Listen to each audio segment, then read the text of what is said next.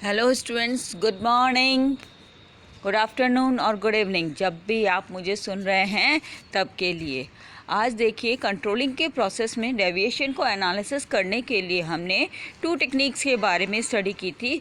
2 ऐसे मेथड्स हैं जिनसे हम एनालिसिस करते हैं अपने डेविएशंस का। 2 टेक्निक्स हैं आपकी, management by exception and critical point control. ये बहुत इंपॉर्टेंट टेक्निक्स हैं, बहुत इंपॉर्टेंट टर्म्स हैं जिनके थ्रू हम प्रॉपर कंट्रोलिंग कर पाते हैं और डेविएशंस का एनालिसिस कर पाते हैं। ओके, तो बहुत इंपॉर्टेंट है, इसलिए बहुत ध्यान से देखना। ये वीडियो आपके लिए बहुत काम आएगा। वीडियो को पूरा देखना कंप्लीट, और बहुत ध्यान से देखना, और अपनी कॉपी और पेन लेकर बैठो और साथ के साथ नोट्स भी बनाते जाओ। ओके, तो स्टार्ट करते हैं आज का वीडियो। देखिए, management by exception and critical point control. Critical point control, it helps in controlling process by focusing on key result areas. Okay, इसको शॉर्ट में बोलते हैं KRS। KRS के नाम से भी जाने जाते हैं ये। इनको बोलते हैं key result areas. Okay, which are critical to success of an organization. ऐसे रिजल्ट एरियाज, ऐसे पॉइंट्स, ऑर्गेनाइजेशन के ऐसे पॉइंट्स जो सक्सेस के लिए काफ़ी क्रिटिकल और कॉम्प्लिकेटेड हो सकते हैं, परेशानी वाले हो सकते हैं, उनको हम क्या बोलते हैं? KRS बोलते हैं। और वो किसके अंदर आते हैं? क्रिटिकल पॉइंट कंट्रोल में आते हैं। The key result areas are set as critical point since it is neither economical or nor easy to keep check on each and every activity in organization. देखिए, ये इसको पॉइंट, ऐसे point होते हैं जो बहुत इकोनॉमिकल भी नहीं होते, यानी ऐसे होते हैं जिनसे बड़ा नुकसान हो सकता है इंस्टीट्यूशन को। ओके, और जिन पर चेक रखना, ध्यान रखना बहुत ज़्यादा ज़रूरी होता है उन एक्टिविटी पे। ओके, तो इनको हम की रिजल्ट एरियाज कहते हैं। आगे देखो, if anything goes wrong at the critical point, अगर क्रिटिकल पॉइंट पे कुछ भी गलत चल रहा होता है, द एंटायर ऑर्गेनाइजेशन सफ़र्स, तो पूरे ऑर्गेनाइजेशन को सफ़र करना पड़ता है, क्योंकि ये कुछ पॉइंट, इंपॉर्टेंट पॉइंट ऐसे होते हैं जिनकी वजह से पूरा ऑर्गेनाइजेशन अनसक्सेसफुल हो सकता है, कॉस्ट इंक्रीज़ हो सकती है, बहुत लॉसेस हो सकते हैं।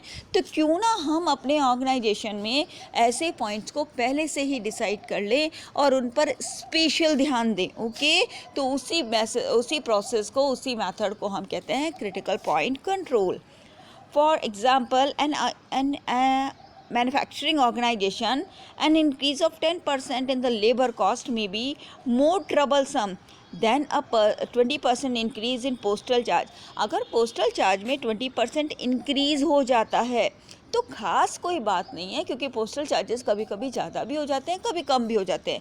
बट मैन्युफैक्चरिंग के में लेबर का जो खर्चा है, लेबर कॉस्ट जो है, वो 10% इंक्रीज़ हो रही है। वो डायरेक्ट किसको इफेक्ट करेगी? कॉस्ट को इफेक्ट करेगी। ठीक है, कॉस्ट को इफेक्ट करेगी, इसका मतलब प्रॉफिटेबिलिटी को भी इफेक्ट करेगी। इसका मतलब क्या हुआ कि आपको कुछ ऐसे पॉइंट बनाने हैं जो ऑर्गेनाइजेशन की प्रॉफिटेबिलिटी को या ऑर्गेनाइजेशन की सक्सेस को डायरेक्ट या बहुत बड़ा इफेक्ट कर सकते हैं। तो पोस्टेज स्टैम्प जो है, पोस्टेज चार्जेस जो हैं, वो आपके लिए इतने इंपॉर्टेंट नहीं हो सकते, बट लेबर कॉस्ट आपके लिए बहुत इंपॉर्टेंट है। तो की रिजल्ट एरियाज में कौन सा पॉइंट हुआ?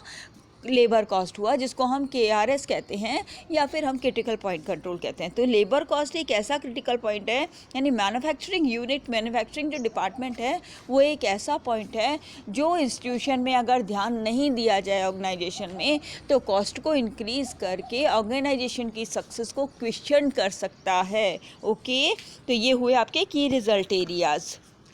अगर हम की रिजल्ट एरियाज़ को यूज़ करते हैं, CPC क्रिटिकल पॉइंट कंट्रोल को यूज़ करते हैं, तो हमारी क्या एडवांटेज मिलेंगे, इससे हमको क्या फ़ायदे मिलेंगे? देखिए, it identifies critical problems which need timely action to keep the organization in right track. Time to time ये इस बात का पता लगाएंगे कि कौन कौन सी क्रिटिकल कंडीशंस है, कौन कौन सी क्रिटिकल प्रॉब्लम्स है जो ऑर्गेनाइजेशन के लिए बहुत ही डेंजरस हो सकती है, वो कॉस्ट को इंक्रीज़ कर सकती है और ऑर्गेनाइजेशन की सक्सेस को रोक सकती है। ओके, तो इसीलिए इनको आइडेंटिफाई करने में हेल्प करते हैं CPC critical point control. Second देखो, it focuses managerial attention on important areas.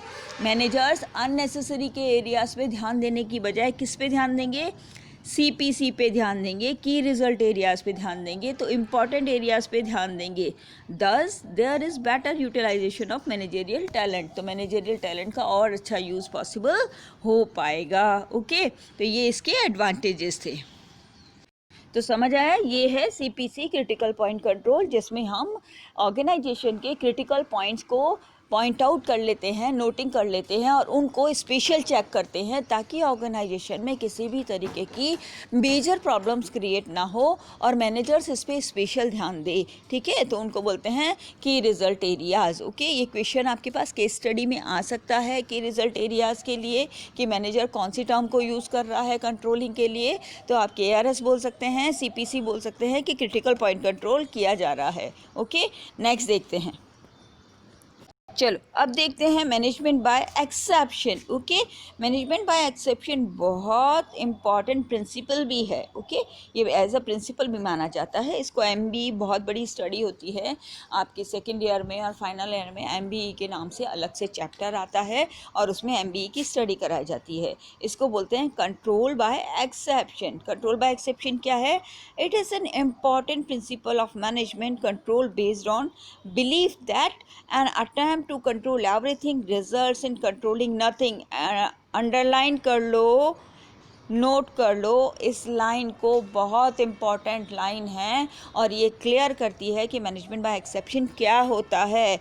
N attempt to control everything, सब कुछ कंट्रोल करना चाहोगे तो रिजल्ट्स इन कंट्रोलिंग नथिंग, तो कुछ भी कंट्रोल नहीं कर पाओगे। अगर मैनेजर सोचे कि सब कुछ मैं ही कर लूँ, सारे कंट्रोलिंग मैं ही कर लूँ, सारी चीज़ों को मैं ही कर लूँ, नहीं, ऐसा नहीं हो सकता है। वो सब कुछ कंट्रोल नहीं कर सकता है और अगर वो सब कुछ कंट्रोल करने की कोशिश करेगा तो कुछ भी ढंग से कंट्रोल नहीं हो पाएगा। ठीक है, यही मेन लाइन है इस प्रिंसिपल की, तो आपको ये लाइन याद रखनी है और इसको एज इट इज़ ही लर्न कर लो, क्योंकि ये बहुत इंपॉर्टेंट लाइन है। ओके, चलो आगे चलते हैं। दस only significant deviation, significant deviation मतलब इम्पॉर्टेंट डेविएशन, ऐसे डेविएशन जो बहुत इम्पॉर्टेंट है, जो बहुत ज़्यादा हैं। ठीक है, जनरल चीज़ों के लिए कोई दिक्कत नहीं है, बट जो थोड़े इम्पॉर्टेंट ज़्यादा हैं और बहुत ज़्यादा हो गए हैं वो डेविएशन, उन पे ध्यान देना मैनेजर का बहुत ज़्यादा ज़रूरी है। significant deviation which cross the permissible limit acceptable range should be brought to notice of the management। यानी ऐसे डेविएशन जिनको हम बर्दाश्त नहीं कर सकते, यानी जो बर्दाश्त करने की लिमिट के अंदर अंदर है, एक्सेप्टेबल करने की लिमिट के अंदर अंदर है, उसमें कोई दिक्कत नहीं है। ठीक है, उन पे ध्यान देने की ज़रूरत नहीं है ज़्यादा, यही कहता है प्रिंसिपल ऑफ एक्सेप्शन कि उन पे ज़्यादा ध्यान देने की ज़रूरत नहीं है। पर जो बियॉन्ड लिमिट चले गए हैं, जो लिमिट से बाहर चले गए हैं, उनको तुरंत मैनेजमेंट को ध्यान देना चाहिए, मैनेजमेंट को नोटिस करवाना चाहिए।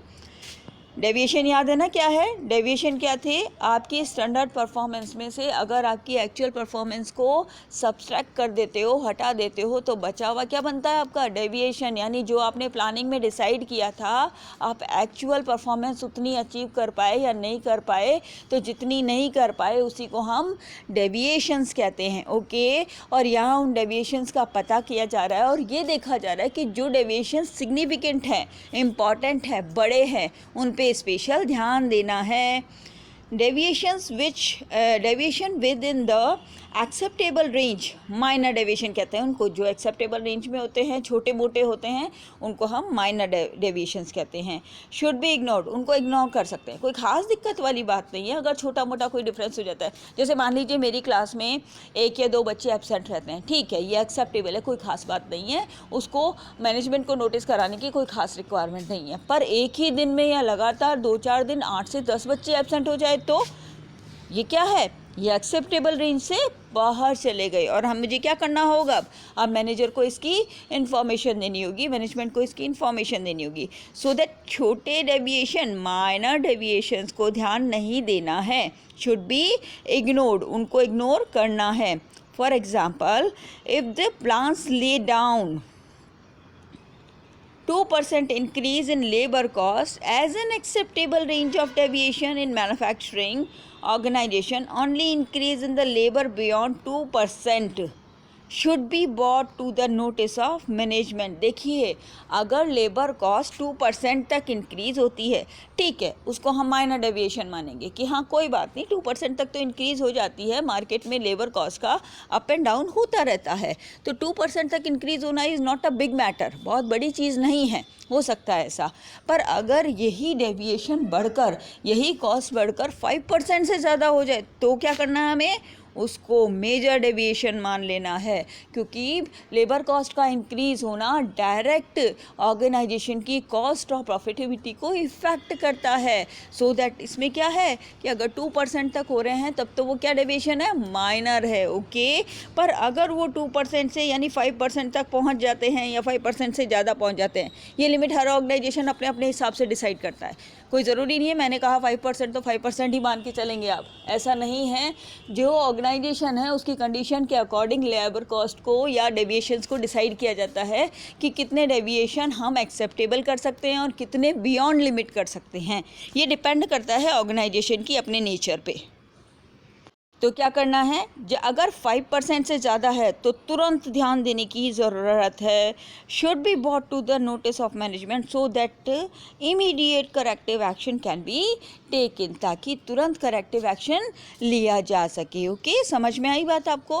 तो ये होता है management by exception. Management by exception क्यों किया जाता है कि अगर मैनेजर, क्योंकि मैनेजर एक बहुत इंपॉर्टेंट पोस्ट पे होता है, अगर मैनेजर हर रोज़ की छोटी छोटी डेविएशंस पर, छोटी छोटी बातों पे अगर ध्यान देने लग जाएगा तो इम्पॉर्टेंट काम कब करेगा? उसका सारा टाइम किस में वेस्ट हो जाएगा?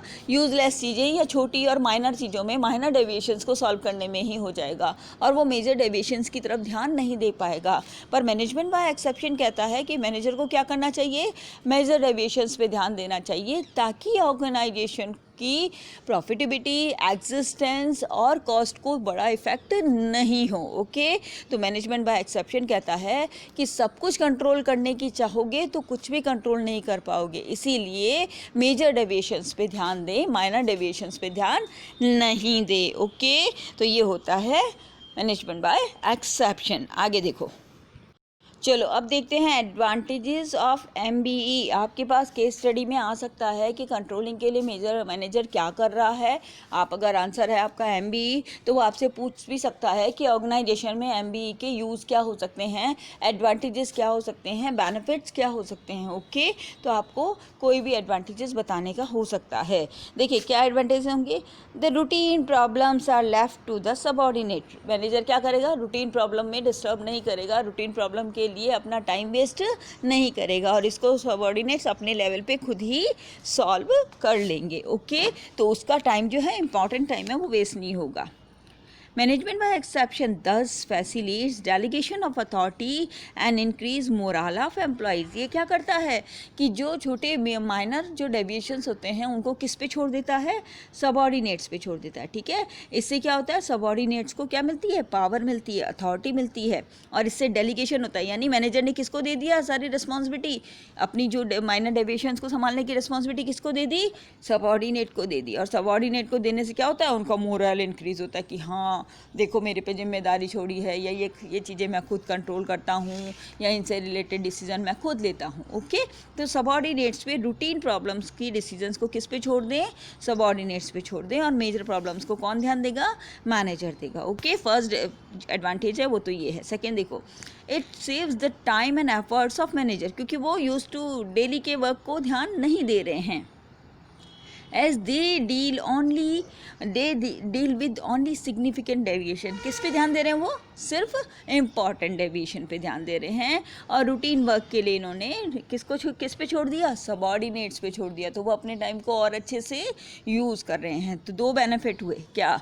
एक तो सबऑर्डिनेट्स का मोरल इंक्रीज होगा, एम्प्लॉयज़ का मोरल इंक्रीज होगा, दूसरा मैनेजर का टाइम वेस्ट नहीं होगा, और वो अपने एफर्ट्स को किस में लगाएंगे? सिग्निफिकेंट डेविएशन को सॉल्व करने में या उनको करेक्ट करने में लगाएंगे।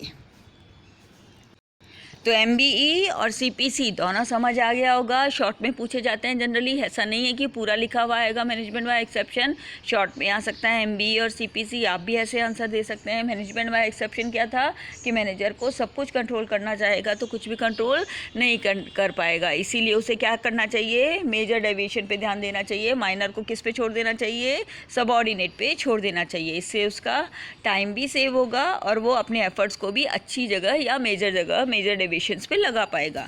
क्रिटिकल पॉइंट कंट्रोल क्या कहता है कि ऑर्गेनाइजेशन में ऐसे पॉइंट्स को डिसाइड कर देना चाहिए जो पॉइंट्स ऑर्गेनाइजेशन के लिए क्रिटिकल हो सकते हैं, जिन पर ध्यान नहीं देना फाइनेंशियली नुकसानदायक हो सकता है। तो दैट इज़ कॉल्ड की पॉइंट, क्रिटिकल पॉइंट कंट्रोल, जिसको क्या बोलते हैं, की रिजल्ट एरियाज। ऐसे एरियाज जो रिजल्ट देने में बहुत इंपॉर्टेंट होते हैं, जैसे अगर हम कहें तो प्रोडक्शन डिपार्टमेंट की रिजल्ट एरियाज में आ सकता है, ठीक है। लेबर कॉस्ट का इंक्रीज होना की रिजल्ट एरियाज में आ सकता है।